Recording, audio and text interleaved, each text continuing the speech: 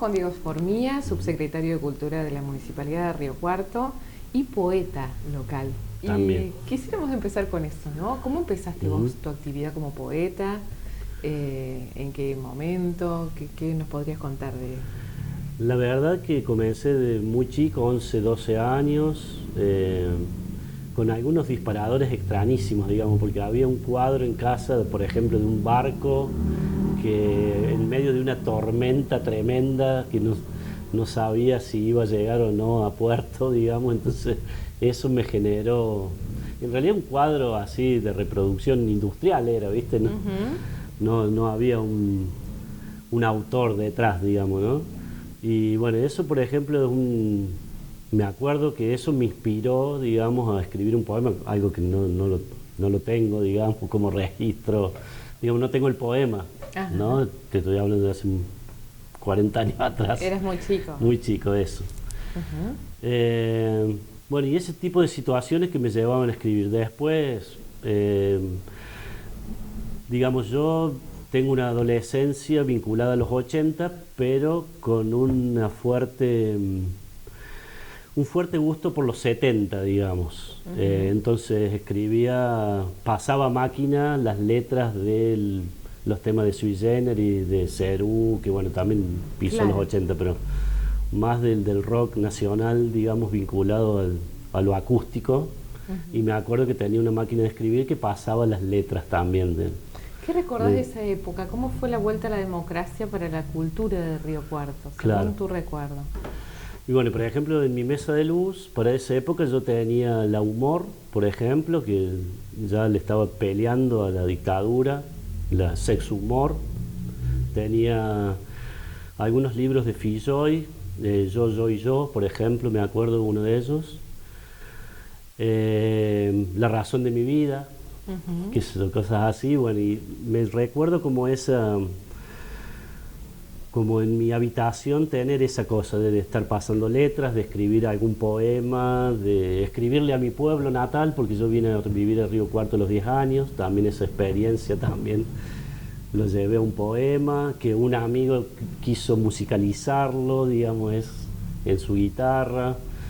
Eso es como el recuerdo ese, digamos, entre el fines de la dictadura y el paso a la democracia. Yo me acuerdo, por ejemplo, ir a un recital ya de Víctor Heredia, todavía recuerdo que era en dictadura, pero ya estaba la fecha de las elecciones. Bueno, y tengo una influencia importante que es la de mi hermano. Yo tengo un hermano mayor, tiene 10 años más, el Cachito Formía, que es un personaje en la universidad.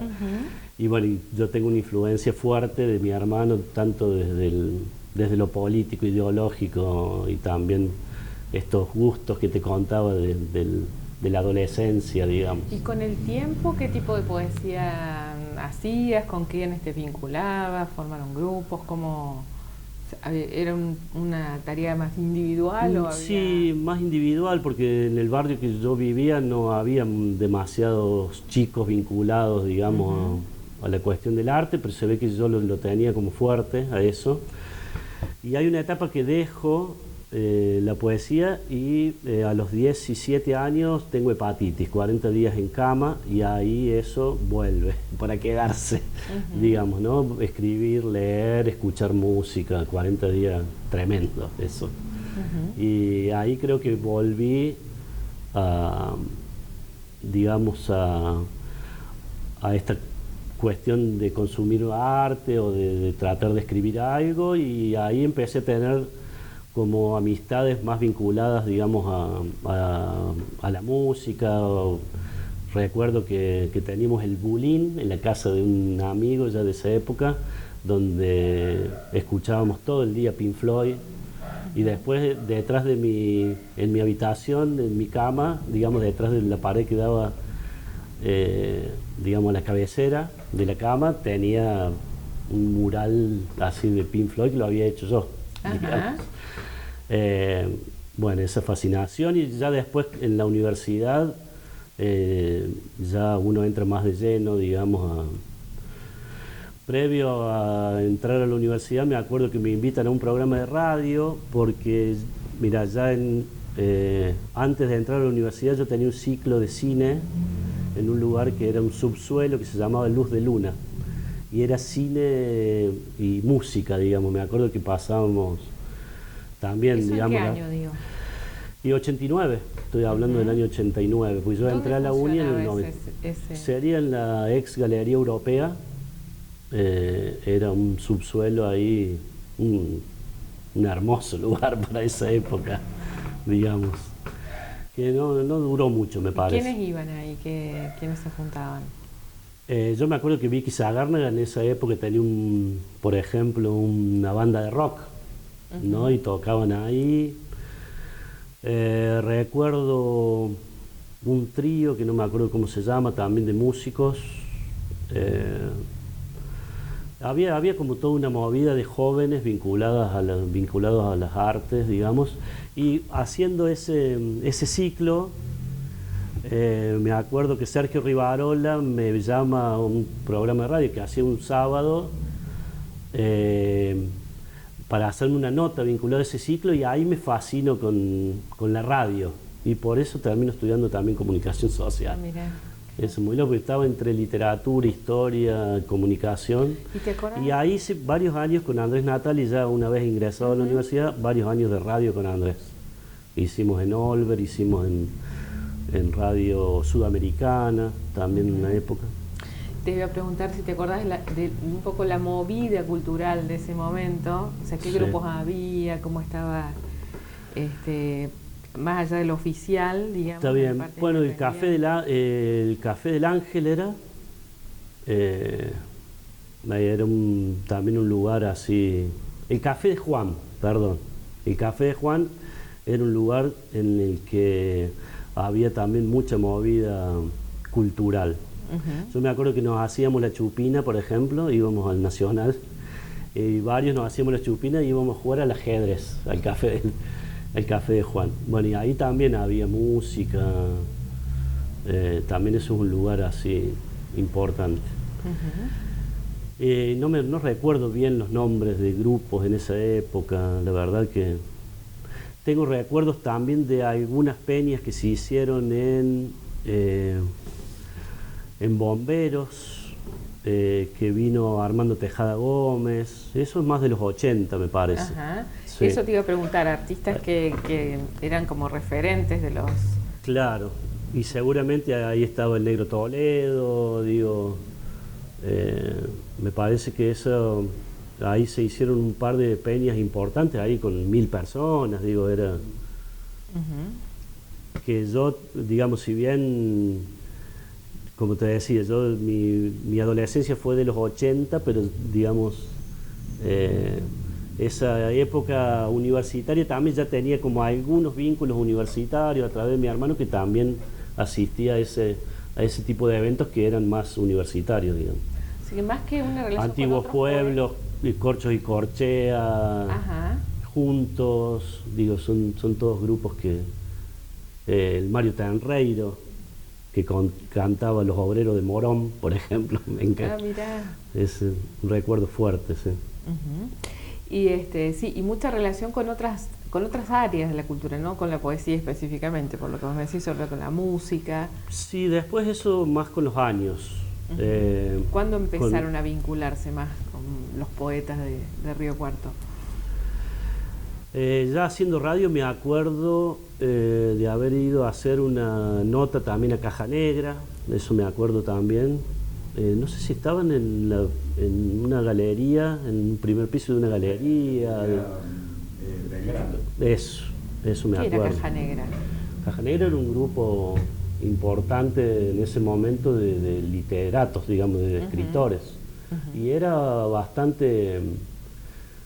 había de distintas generaciones. ¿De diferentes ideologías también? Sí, de distintos palos, digamos. Eso es lo que generaba también la salida de la dictadura, digamos, la vuelta a la democracia. Eso me parece que... Y eran muchos, digamos, me acuerdo que eran muchos, y de distintas generaciones.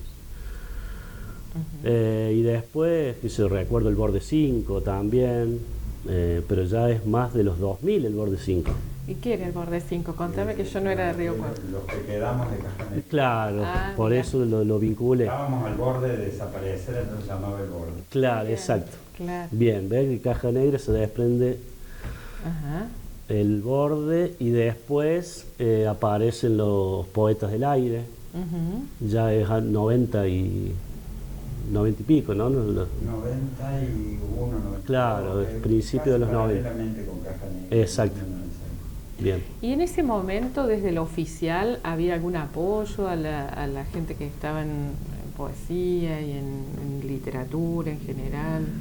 ¿Qué influencia tuvieron esos primeros gobiernos de la democracia? Me parece que no había una estructura muy grande dentro del municipio, digamos, vinculada al área de cultura.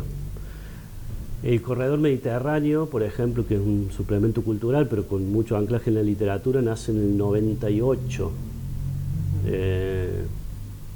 o por ahí un poco antes.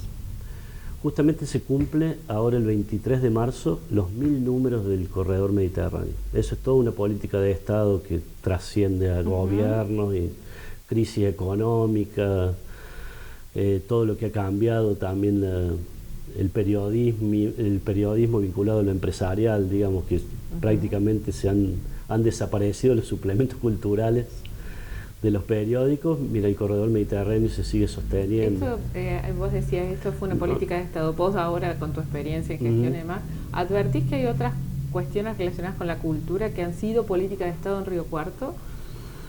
Sí. Hay Los talleres hay culturales. Talleres culturales que están más vinculados al área de educación, siempre estuvieron más vinculados al área de educación del municipio. Y sí, la Feria del Libro, que cumple 18 años de manera consecutiva, que tampoco la pudo bajar ni la pandemia, ni las crisis económicas, ni los cambios de gobierno. Digo, no sé, el Aguante Poesía también tiene 16, 17 años. Y podemos ir más atrás también, es decir, tenemos el Museo de Bellas Artes, que cumple 80 años, que fue creado por Filloy también, ¿no? Es decir, bueno, el Museo Histórico Regional, que fue creado en los 80, que se sostiene, que bueno, sí hubo todo me parece que, te decía, de la estructura vinculada a la política cultural, desde lo oficial, hay un fuerte trabajo de la gestión de Ramallo, en ese sentido, con la apertura de museos y ese tipo de... que después, si querés, podemos repasar, digamos. En nuestra gestión es como que también seguimos, digamos, en la apertura de nuevos museos. Hay, digamos, de nuestra gestión, que ya va a cumplir 6 años, hay 2 museos nuevos. Hay un museo que es privado, que también hemos ayudado, que es el Museo de las Muñecas, que también va a terminar teniendo un anclaje muy fuerte con el municipio, estamos trabajando en eso, en un espacio municipal. Es decir, espacios que son importantes. No sé, nosotros la Reguicano, por ejemplo, es nueva, la Biblioteca Vagón, que es la primera biblioteca municipal. Bueno, y después toda la puesta en valor, digamos, ¿no? de todos los espacios prácticamente. Acá es esta casa, que en un año justamente, que bueno, que también hablando de patrimonio, es decir, la casa la deja Betty Medina Cabral, una poeta local que lo trabajó. Yo recuerdo que Betty iba a hablar sé que habló con Rins, con Cantero, con Ramallo. Yo a algunas de esas reuniones he estado ya como trabajador, digamos, del área. Se creó una ordenanza, es decir, todo un trabajo hizo para llegar a este momento de que cuando ella no estuviese más, le daba un año al municipio para que hiciera de su casa el Museo Betty Medina Cabral y la Casa de la Poesía, digamos. Que bueno, también en ese sentido está bueno porque vos todas las políticas para promover el libro, la lectura, la escritura, vos tenés un centro cultural, digamos, que está trabajando específicamente en eso. Claro. ¿No? Esos son como importante para el desarrollo. Y que agradecemos que también nos permite grabar estas entrevistas acá. Por ejemplo, claro. Hablemos entonces de continuidades de las políticas públicas y por otro lado, siempre están las tensiones, ¿no? Por las diferentes concepciones de cultura y del arte, Así ¿no? es, ¿Qué advertís vos en la ciudad? ¿Cómo las marcarías? ¿Cómo las definirías a esas fuerzas que están de pronto y con las que ustedes desde el Estado también por ahí tienen que articular, o no sé cómo lo afrontás? ¿Cómo lo caracterizarías, no? Creo que una de las cosas que ha ido cambiando con el tiempo, y creo que es para bien, digamos, había un momento que todas las políticas culturales pasaban por lo oficial y por el municipio, básicamente. Desde el 2012 aparece muy fuerte también la delegación regional de la Agencia Córdoba Cultura, con la Casa de la Cultura y el Centro Cultural Leonardo Fabio, y me parece que ahí hay también un quiebre, porque todo eso se empieza a expandir también, ¿no? Como espacios culturales y lugares donde se generan espacios, digamos, donde se genera cultura, ¿no? Es decir, bueno, se genera cultura. La cultura está, digamos... ¿Cuál es tu concepción de la cultura y de Claro, bueno, salimos de la idea de que la cultura es para los leídos, salimos de la idea de que es muy fuerte en la población ese, que la cultura está vinculada a las artes, digamos, y a los espectáculos, para decir, bueno, que la cultura la hacemos todos, ¿no? Cada barrio tiene su cultura, por eso ahora con la cultura barrial intentamos, sí, descentralizar los espectáculos que estamos haciendo en verano, digamos que lo estábamos ya descentralizando en el andino. Ahora vamos a todos los barrios, pero en cada barrio, con las instituciones barriales, tratamos de identificar los artistas de los barrios para que también, digamos, bueno, y qué es también escucharlos para ver de qué manera quiere desarrollar esa jornada, digamos, de cultura barrial, ¿no? Eso también, si quiere que vayamos a la plaza, si quiere que vayamos no sé, hay cosas, digamos, al salón de la vecinal. Hay un montón de detalles que hacen también a la identidad de cada barrio, que hacen bueno, a lo que valora cada barrio vinculado a su propia cultura, ¿no? Y en cuanto a posicionamiento así de la gestión, me imagino con un presupuesto acotado, por ahí te toca elegir, ¿cuál es en este momento para vos, qué es lo que hay que privilegiar? O sea, ¿qué ustedes están apuntando? Después de la pandemia hay como una necesidad muy fuerte de la gente de volver a los espacios de encuentro, y para nosotros también era prioridad, después de estos 2 años donde los artistas no pudieron trabajar, digamos, generar estos espacios de trabajo también para los artistas locales. Nosotros, digamos, ahora en verano llevamos más de 50 espectáculos entre, digamos, el verano en la estación, el Cultura Barrial y el festival que hicimos vinculado a los días de carnaval.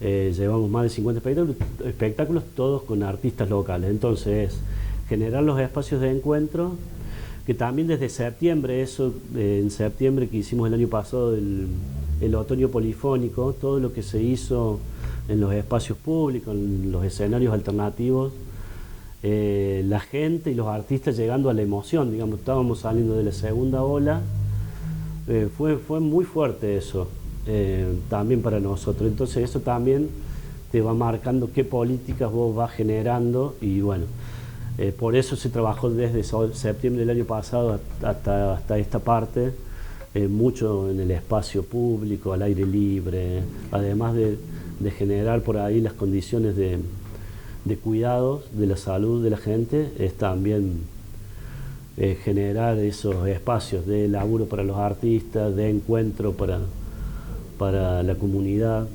Y la verdad que estamos muy contentos con eso. ¿Y algún tipo de arte en particular o de algo en especial ustedes privilegian, además de estos lugares de encuentro y esto que me decís?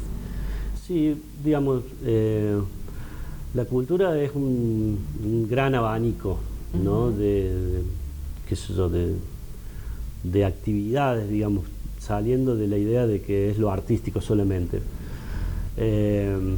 Porque deben tener entonces que tomar decisiones todos los días. Es mucho trabajo, y es mucho también trabajo interdisciplinario, de interáreas dentro del municipio. Nosotros, es decir, marzo, mes de la mujer, nosotros tenemos actividades vinculadas digamos, a estas fechas, y lo hacemos con la Secretaría de Género. 24 de marzo, Día de la Memoria, trabajamos con derechos humanos, digamos, con la Subsecretaría de Derechos Humanos. Educación, también tenemos trabajo en distintas etapas del año, es decir, nosotros con todas las áreas de alguna manera tenemos algún vínculo y algún trabajo que se intensifica según el momento del año. 40 años de Malvinas, tenemos un trabajo muy fuerte con los excombatientes y tenemos una grilla vinculada a los 40 años de Malvinas que empieza ahora el 9 de marzo y culmina el 2 de abril. Y ahí, mira, el acto oficial con protocolos, con municipios, con provincias, es todo un universo también. Pensaba, mientras hablaba, en cómo será para el poeta esto de ser, de estar en la gestión pública, ¿no? De ser gestor cultural.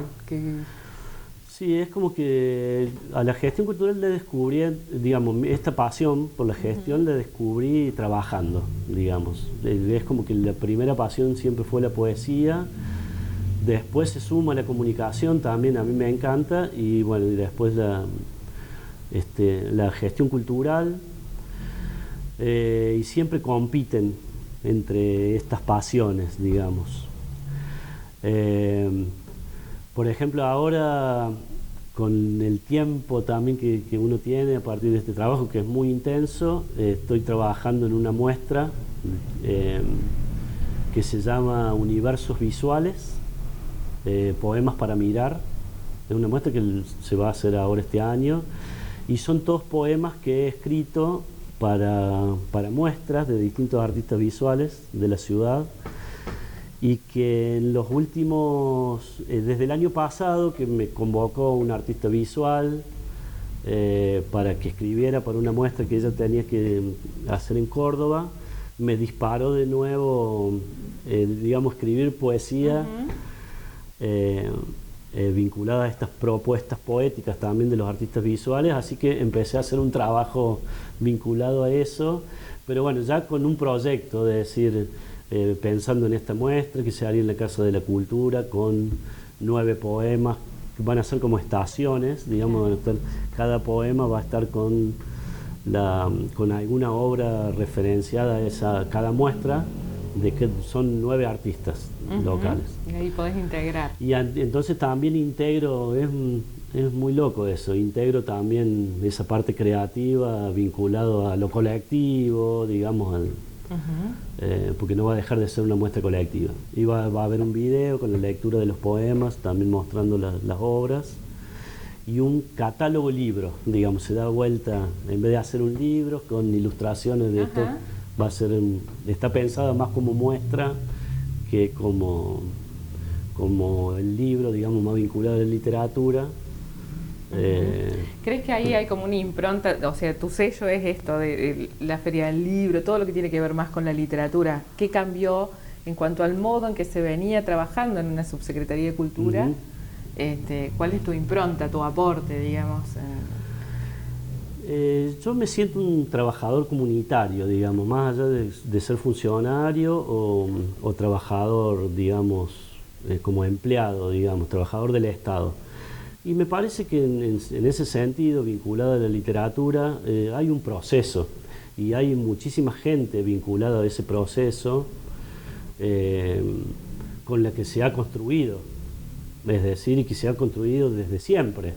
Entonces, me parece que el aporte por ahí, si lo querés ver desde una cuestión desde el Estado, digamos, desde el oficial, ya sea como funcionario, como trabajador del Estado, es generar esos espacios de trabajo y de encuentros colectivos que después generan, digamos, no sé, desde esta casa, donde hay toda una familia atrás también que estuvo comprometida con que esto fuera de la comunidad también, con la cual se ha trabajado, digo.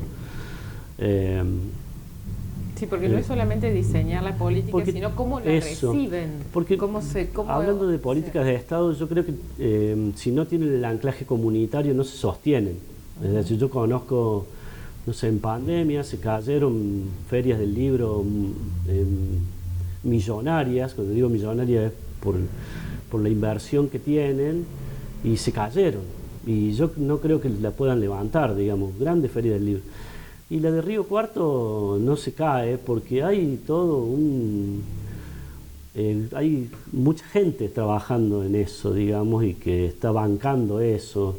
Entonces no es una cuestión personal, sino es de compañeros, digamos, que tienen esa misma pasión, ¿no? Uh-huh. Eso. Y si tuvieras que describir qué elementos hacen a la identidad o a la cultura de Río Cuarto, ¿qué pondrías ahí? Identidad de Río Cuarto. Por ejemplo, siempre, digamos, la comunidad le pide a Río Cuarto un festival, por ejemplo, ¿no? Y yo creo que un festival que viene muy bien sosteniéndose en el tiempo, creo que es el Otoño Polifónico, digamos, que tiene como algunas características como únicas en el país también, porque hay un gusto muy refinado en el río cuartense también. Yo te lo hablo también en relación a algunas experiencias. Por ejemplo, yo me acuerdo con Jorge Ramallo, yo como trabajador de prensa, se hizo un festival, 2 años, 3, me parece que fueron 2 años. Y por ejemplo venía Mercedes Sosa y se tuvo que regalar entradas. Es muy extraño eso en nuestra ciudad, digamos. O sea, entradas muy populares. Y se tuvieron que regalar entradas para que hubiese gente en el anfiteatro. Eso, por ejemplo. Vienen los Piojos. Había 4.000 personas, ponele, en el anfiteatro. Ya ni me acuerdo de qué, debe ser en los 2000, ¿no? En la época. Y estuvieron en Villa María meses después y metieron 8.000. O sea, es muy distinto el público de Villa María, por ejemplo, para hacerte alguna diferencia, de Villa María y región al público de Río Cuarto y región, digamos. Es como que también por lo nuevo, digamos, de Río Cuarto hay como un gusto por lo nuevo. Es decir, no sé, cuando le salieron los... no te va a gustar, para decirte algo. La fascinación en ese momento por ese grupo, pero cuando se hace masivo, después no se hace masivo en la ciudad de Río Cuarto. Digamos, vos no generás grandes eventos en Río Cuarto, pero sí cuando largaron, ¿me entendés? Donde había 800 personas, 1.000 personas. Claro.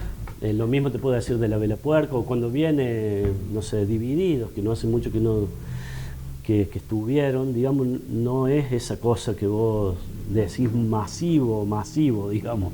Claro. No es un público de lo masivo, de lo masivo popular, no sé cómo es como un gusto por lo nuevo, digamos, estar siempre buscando sí, lo innovador. Eso, lo innovador, eso es una visión muy personal que la he construido durante muchos años, ¿no?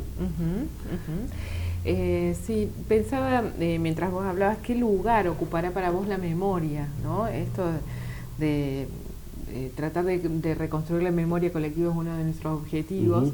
Si ha habido proyectos de recuperación de la memoria colectiva, si nos podés mencionar algunos de los que se hicieron brevemente, como para tenerlo presente en esta investigación. Toda la parte de trabajo de puesta en valor de nuestra gestión, digamos, me parece que ahí hay un trabajo vinculado a eso. Es decir, cuando uno habla del andino, es fascinante cuando va alguien y te dice: yo pisé por primera vez esta ciudad en este andén.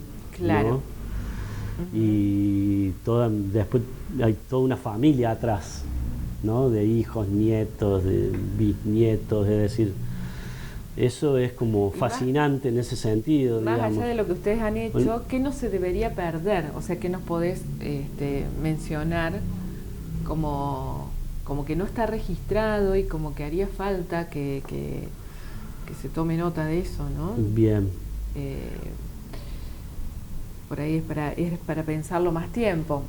claro. También recordaba recién cuando decías de los recitales, de los artistas, ¿cuál habrá sido el momento de esplendor de eventos en Río Cuarto? ¿Cuál fue el momento que vos recordás que realmente sí hubo espectáculos masivos Ujú. o que salieron muchas figuras destacadas y hubo un reconocimiento? Bueno, en la década de oro de la literatura, por ejemplo, fueron los 50, ¿no? Donde está Fitzroy, Floriani, Mastrangelo. Esa es una ¿Y del época 80 de oro. para acá? Eh, del 80 para acá. Así Y una después, movida cultural interesante. y uno puede pensar, digamos, en esa salida de la dictadura y ir hacia la democracia, digamos. A mí me parece que hubo todo un movimiento de espacios, incluso que no tenía que ver con lo oficial, ¿no? De espacios culturales y de movidas incluso callejeras y también de grupos, digamos, que fueron como muy importantes para esa salida, digamos, para esa necesidad de expresión, ¿no? Colectiva. Me parece que ahí hubo algo interesante, necesario, como fuerte. Sí.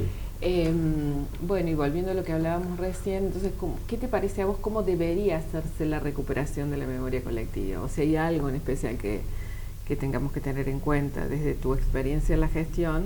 Sí.